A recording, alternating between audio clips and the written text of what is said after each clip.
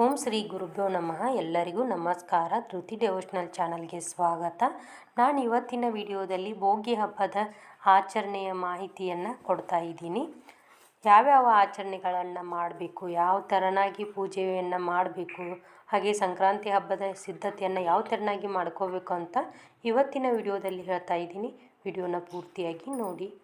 ಹಾಗೆ ಚಾನಲ್ನ ಸಬ್ಸ್ಕ್ರೈಬ್ ಮಾಡ್ಕೊಳ್ಳದೆ ನೋಡ್ತಾ ಇದ್ದರೆ ಪ್ಲೀಸ್ ಚಾನಲ್ನ ಸಬ್ಸ್ಕ್ರೈಬ್ ಮಾಡ್ಕೊಳ್ಳಿ. ಹಾಗೆ ಬೆಲ್ ಐಕನ್ನ ಪ್ರೆಸ್ ಮಾಡಿ. ಭೋಗಿ ಹಬ್ಬವನ್ನು ನಾವು ಜನವರಿ 13, 2026 ಮಂಗಳವಾರ ಶುಕ್ಲ ಪಕ್ಷದಂದು ಭೋಗಿ ಹಬ್ಬವನ್ನು ಆಚರಿಸುತ್ತೇವೆ. ಭೋಗಿ ಹಬ್ಬದ ಪ್ರಮುಖ ಆಕರ್ಷಣೆ ಭೋಗಿ ಮಂಟ.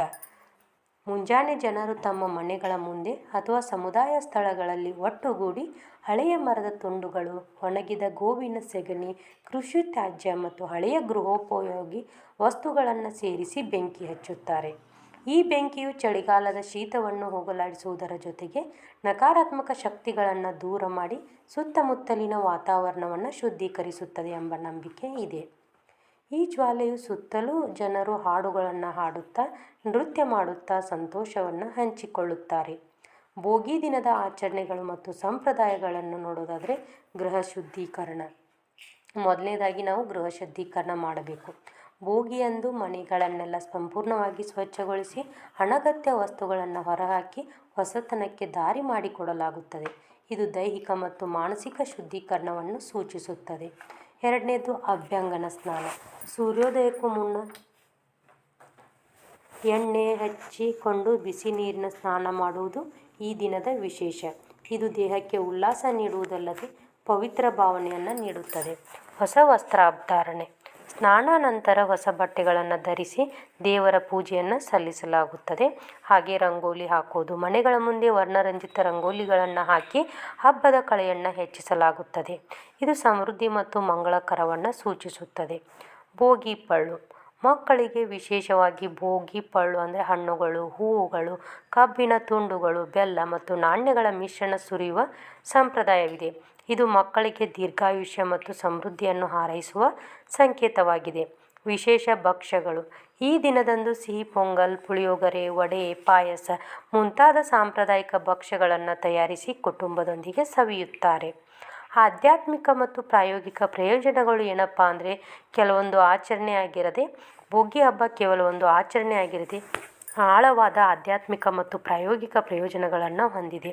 ಆಧ್ಯಾತ್ಮಿಕವಾಗಿ ಇದು ಆತ್ಮಾವಲೋಕನ ಮತ್ತು ಆಂತರಿಕ ಶುದ್ಧೀಕರಣಕ್ಕೆ ಪ್ರೇರಣೆ ನೀಡುತ್ತದೆ.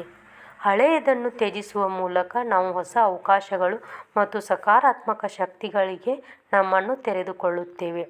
ಪ್ರಾಯೋಗಿಕವಾಗಿ ಇದು ಮನೆಗಳನ್ನು ಸ್ವಚ್ಛವಾಗಿ ಮತ್ತು ಅಚ್ಚುಕಟ್ಟಾಗಿ ಇಡಲು ಪ್ರೋತ್ಸಾಹಿಸುತ್ತದೆ. ಇದು ಆರೋಗ್ಯಕರ ಜೀವನ ಶೈಲಿಗೆ ಕಾರಣವಾಗುತ್ತದೆ.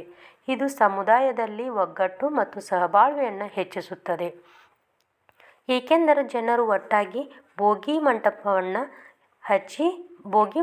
ಹಚ್ಚಿ ಸಂತೋಷವನ್ನು ಹಂಚಿಕೊಳ್ಳುತ್ತಾರೆ. ಸಂಕ್ರಾಂತಿಗೆ ಸಿದ್ಧತೆ ಏನಪ್ಪ ಮಾಡ್ಕೋಬೇಕು ಅಂತ ಅಂದರೆ, ಭೋಗಿ ಹಬ್ಬವು ಮರುದಿನ ಆಚರಿಸಲಾಗುವ ಮಕರ ಸಂಕ್ರಾಂತಿಗೆ ಒಂದು ಪೂರ್ವ ಸಿದ್ಧತಾ ದಿನವಾಗಿದೆ. ಭೋಗಿಯ ಶುದ್ಧೀಕರಣ ಮತ್ತು ನವೀಕರಣದ ನಂತರ ಜನರು ಹೊಸ ಉತ್ಸಾಹ ಮತ್ತು ಭಕ್ತಿಯಿಂದ ಸಂಕ್ರಾಂತಿಯ ಸುಗ್ಗಿಯ ಹಬ್ಬವನ್ನು ಆಚರಿಸಲು ಸಿದ್ಧರಾಗುತ್ತಾರೆ. ಇದು ಕೃಷಿ ಸಮುದಾಯಗಳಿಗೆ ಹೊಸ ಭರವಸೆ ಮತ್ತು ಸಮೃದ್ಧಿಯ ಸಂಕೇತವಾಗಿದೆ. ಉತ್ತಮ ಫಸಲು ಮತ್ತು ಭವಿಷ್ಯಕ್ಕಾಗಿ ದೇವರನ್ನು ಪ್ರಾರ್ಥಿಸುವ ದಿನವಾಗಿದೆ. ಹೀಗೆ ಭೋಗಿ ಹಬ್ಬವು ಹಳೆಯದಕ್ಕೆ ವಿದಾಯ ಹೇಳಿ ಹೊಸತನವನ್ನು ಸ್ವಾಗತಿಸುವ, ಶುದ್ಧೀಕರಣ ಮತ್ತು ನವೀಕರಣದ ಸಂದೇಶವನ್ನು ಸಾರುವ ಒಂದು ಸುಂದರವಾದ ಹಬ್ಬವಾಗಿದೆ. ಇದು ನಮ್ಮ ಜೀವನದಲ್ಲಿ ಸಕಾರಾತ್ಮಕ ಬದಲಾವಣೆಗಳನ್ನು ತರಲು ಪ್ರೇರೇಪಿಸುತ್ತದೆ ಮತ್ತು ಪ್ರಕೃತಿಯೊಂದಿಗೆ ಸಾಮರಸ್ಯದಿಂದ ಬದುಕುವ ಮಹತ್ವವನ್ನು ನೆನಪಿಸುತ್ತದೆ. ನೋಡಿದ್ರಲ್ಲ, ಭೋಗಿ ಹಬ್ಬದ ಯಾವ ಥರನಾಗಿ ಆಚರಣೆ ಮಾಡಬೇಕು ಅಂತ ಇವತ್ತಿನ ವಿಡಿಯೋದಲ್ಲಿ ಹೇಳಿದ್ದೀನಿ. ವಿಡಿಯೋ ಇಷ್ಟ ಆಗಿದ್ದರೆ ಪ್ಲೀಸ್ ಲೈಕ್ ಮಾಡಿ, ಹಾಗೆ ಶೇರ್ ಮಾಡಿ, ಹಾಗೆ ಕಮೆಂಟ್ ಮಾಡೋದನ್ನು ಮರಿಬೇಡಿ. ಮತ್ತೆ ಮುಂದಿನ ವಿಡಿಯೋದಲ್ಲಿ ಸಿಗ್ತೀನಿ. ಸರ್ವೇ ಜನ ಸುಖಿನೋ ಭವಂತು.